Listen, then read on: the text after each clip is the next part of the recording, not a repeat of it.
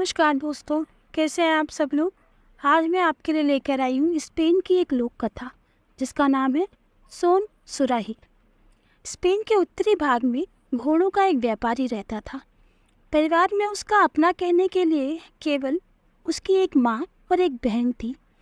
वर्ष में कुछ दिन तो वो अपने घर रहता था, लेकिन ज़्यादा दिन बाजार में घोड़े और खच्चर की खरीद बेच में बिता दिया करता था। एक दिन वह व्यापारी किसी दूर के नगर में घोड़े बेचने के लिए गया। वहाँ अच्छा खासा मेला लगा हुआ था।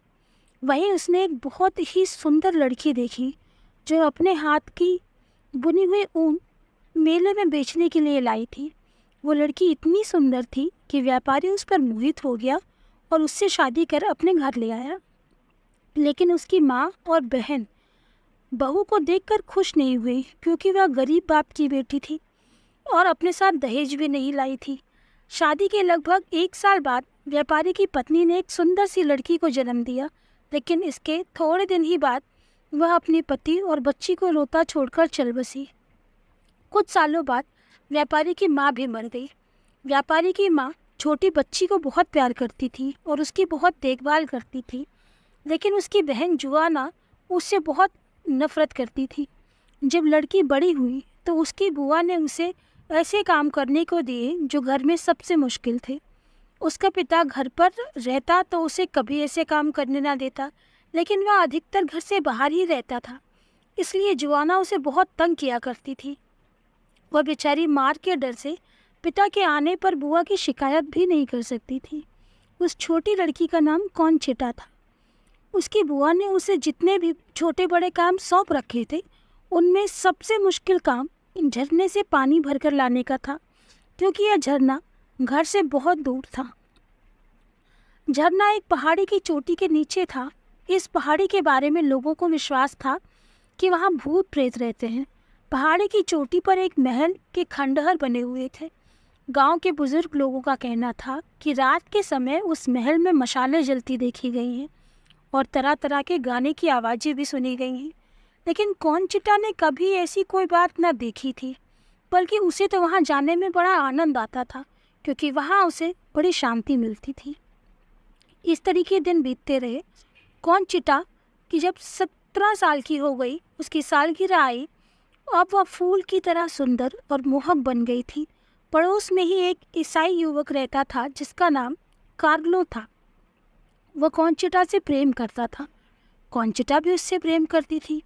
वे दोनों इसी प्रतीक्षा में थे कि कब कॉन्चिटा के पिता घर लौटे और वे दोनों उनका आशीर्वाद लेकर शादी कर ले। कार्लो स्वभाव का बहुत नेक और दयालु था। सुंदर तो था ही। दोनों का विश्वास था कि कॉन्चिटा के पिता इस रिश्ते के लिए मना नहीं करेंगे।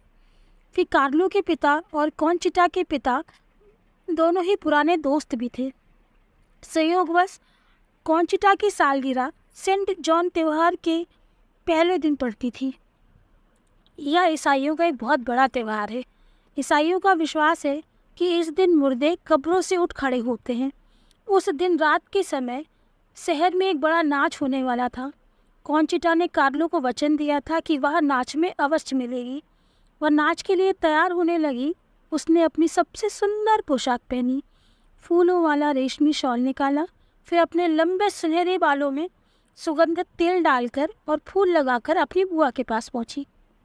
उसे देखते ही बुआ नाराज होकर बोली, घर में पानी की बूंद भी नहीं है और तुझे नाच में जाने की सोच रही है। अभी तो नाच में 1 घंटे की देर है, जा झरने से थोड़ा पानी तो भर ला। कॉन्चिटा ने विनती करते हुए कहा, बुआ इस समय झरने पर जाना क्या जरूरी है? रात को पानी का क्या होगा? मैं नाच के लिए पूरी तरह से तैयार हो चुकी हूँ। मैं बिल्कुल थक जाऊंगी और मेरे सारे कपड़े खराब हो जाएंगे। कहो तो मैं पास वाले नल से पानी ले आऊं। वहाँ कोई पानी में पानी है? उसकी बुआ बोली, उसे तो कुत्ते भी नहीं पिए, नालायक कामचोटी। कॉन्चिटा की आंखों में आंसू आ गए। उसने मुंह से एक शब्द भी नहीं निकाला और घड़ा उठाकर झरने से पानी भरने चल दी। उसने सोचा कि यदि मैं जल्दी ही लौट आऊं तो अभी भी नाच में जा सकती हूँ, क्योंकि अभी भी काफ़ी समय था। लेकिन घंटों बीत गए। गाना बजाना बहुत कुछ हो चुका था। कुछ हो रहा था, लेकिन कॉन्चिटा नहीं आई। कार्लो इधर उधर कॉन्चिटा के बारे में लोगों से पूछता फिर रहा था, लेकिन किसी से उसका पता मालूम नहीं हो पा रहा था। उसे शक हुआ कि कहीं वह बीमार तो नहीं पड़ गई और वह फौरन ही उसके घर की ओर चल दिया। लेकिन जब वह वहाँ पहुँचा तो उसे जुआना की ही मनुष्य सूरत दिखाई दी। कॉन्चिटा का तो कहीं अता पता ही नहीं था। जुआना इस समय इतना डरी हुई थी कि उसने दरवाजा भी डरते डरते खोला और पूछा, क्या बात है बुआ, कॉन्चिटा कहाँ है? उसने जुआना से पूछा। मैंने उसे कई घंटे पहले झरने पर भेजा था, जुआना ने उत्तर दिया। उसके बाद से ही वह गायब है। जब बहुत देर हो गई और दिन छिपने को आया और वह तब भी नहीं लौटी, तब मैं झरने पर गई। उसके घड़े तो झरने के पास रखे हुए थे, लेकिन वो खुद कहीं नहीं दिखाई दी। मैं बहुत देर तक खड़ी रही, जोर जोर की आवाज़ें लगाती रही, लेकिन कोई उत्तर नहीं मिला। फिर मैं कुछ देर खड़ी होकर आवाज़ें सुनती रही। मैंने घोड़ों के टापों की आवाज़ें सुनी। ऐसा लग रहा था मानो बहुत से घुड़सवार मेरी तरफ आ रहे हों।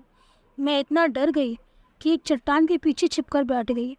थोड़ी देर बाद मेरे सामने बहुत सारे घुड़सवार गुजरे, जिन्होंने अजीब तरह की पोशाकें पहनी हुई थी। उनके सिर पर सफ़ेद कफन सा बंधा हुआ था। सबके चेहरे सफ़ेद थे और वे बहुत दुबले पतले थे। कोई भी पहचानने में नहीं आ रहा था। मैं इतना डर गई कि वहीं बेहोश हो गई। ये लोग वहाँ से धीरे धीरे चल रहे थे और इधर उधर बिल्कुल नहीं देख रहे थे। जब मुझे होश आया तो मैं वहाँ से भाग कर घर आई और दरवाज़ा बंद करके बैठ गई। लेकिन कॉन्चिटा का क्या हुआ? वह मुझे कहीं नहीं दिखाई दी। कहीं वे लोग उसे ले तो नहीं गए? जब जुआना यह बता रही थी तो कार्लो डर के मारे पीला पड़ता जा रहा था। उसे मालूम था कि उससे अगले दिन सेंट जॉन का त्यौहार है। उस रात गड़े हुए मुर्दे भी उठ खड़े होते हैं। वह समझ गया कि जुआना ने जिन्हें देखा था वे स्पेन के मूर लोगों के भूत प्रेत थे। मूर लोगों का राजा जिस जगह दफनाया गया था, वे सब लोग वहीं जाया करते थे। तुम्हारा भला हो, उसने हाथ मलते हुए कहा। तुम्हें मालूम है कि कल सेंट जॉन है और आज गड़े हुए मुर्दे कब्र में से उठे हैं। चारों तरफ भूत प्रेत फैल रहे हैं और तुमने कॉन्चिटा को झरने पर पानी भरने भेज दिया। यदि उसे कुछ भी हो गया तो उसकी मौत की जिम्मेदार तुम होगी। यह कहकर वह पागलों की तरह भागता हुआ झरने की ओर चल दिया। आकाश में पूरा चंद्रमा निकल रहा था और चारों ओर दिन सी रोशनी फैल रही थी। जब वह झरने के पास पहुंचा तो उसने देखा कॉन्चिटा के घड़े तो वहीं रखे हुए हैं, लेकिन उसका कहीं पता नहीं। बहुत देर तक वह पहाड़ की चोटी पर चिल्लाता रहा, लेकिन उसे कॉन्चिटा नहीं मिली। उसने सोचा कि शायद कॉन्चिटा किसी और रास्ते से घर लौट गई हो, इसलिए उसे घर जाकर देख लेना चाहिए। लेकिन घर जाकर तो उसे सिर्फ जुआना ही दिखाई दी, जो डर से कांप रही थी। कार्लो दरवाजे से ही लौट पड़ा और भागता हुआ फिर झरने की तरफ गया। उसने सोचा कि जब दिन निकल आएगा तो वह उसके पैरों के निशान के सहारे उसे तलाश करेगा। जब सब घुड़सवार वहाँ से गुजर चुके तो कॉन्चिटा चट्टान के पीछे से निकली और जल्दी से अपने घड़े उठाकर भागने के लिए तैयार हो गई। भूत प्रेतों के इस जगह पर अब वह जरा सी देर भी ठहरना नहीं चाहती थी। लेकिन जैसे ही वह अपने घड़े झरने के पास से उठा रही थी, झरने की दूसरी ओर एक स्त्री प्रकट हुई। उसके सफ़ेद कपड़े रेशम के बने हुए थे और चांद की रोशनी में वे इस तरह चमक रहे थे मानो उन पर चांदी से किसी ने कढ़ाई बुनाई कर रखी हो।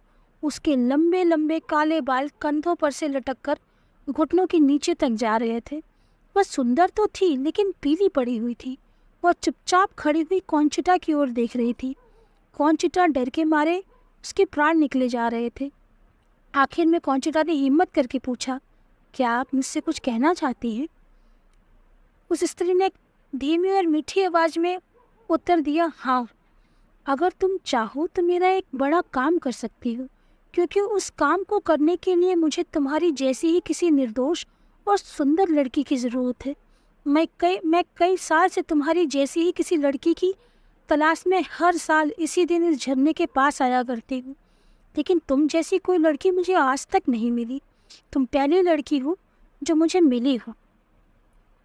कॉन्चिटा कार्लो और उसके साथ नाचने की बात सोचने लगी, लेकिन उस स्त्री की आवाज़ में इतनी मिठास और करुणा थी कि कॉन्चिटा से उससे मना नहीं किया गया। उसने धीरे से कहा, मैं आपकी मदद करूँगी। बुढ़िया बोली, अच्छा तो आओ मेरे साथ। और कॉन्चिटा अपने घड़े वहीं झरने के पास छोड़कर उस स्त्री के पीछे पीछे चलती। दोनों चुपचाप बहुत देर तक चलती रहीं। आखिरी में वे एक पहाड़ी गुफा के द्वार पर आई जिसका मुंह एक काले पत्थर से बंद था। स्त्री ने जो ही अपना हाथ उस गुफा के दरवाजे पर रखा, वो पत्थर हट गया। इसके बाद वह गुफा कौनचिटा को साफ साफ दिखाई देने लगी। वह स्त्री कौनचिटा से बोली, अपनी आंखें बंद कर लो और मेरा हाथ पकड़ लो, मैं तुम्हें अपने पीछे पीछे ले चलूंगी। दोस्तों, क्या हुआ कौनचिटा के साथ? वो स्त्री उसे कहाँ ले जा रही थी? क्या कार्लो कौनचिटा को ढूंढ पाएगा? जानने के लिए आपको मिलूंगी इस कहानी के अगले भाग में। तब तक के लिए बाय बाय।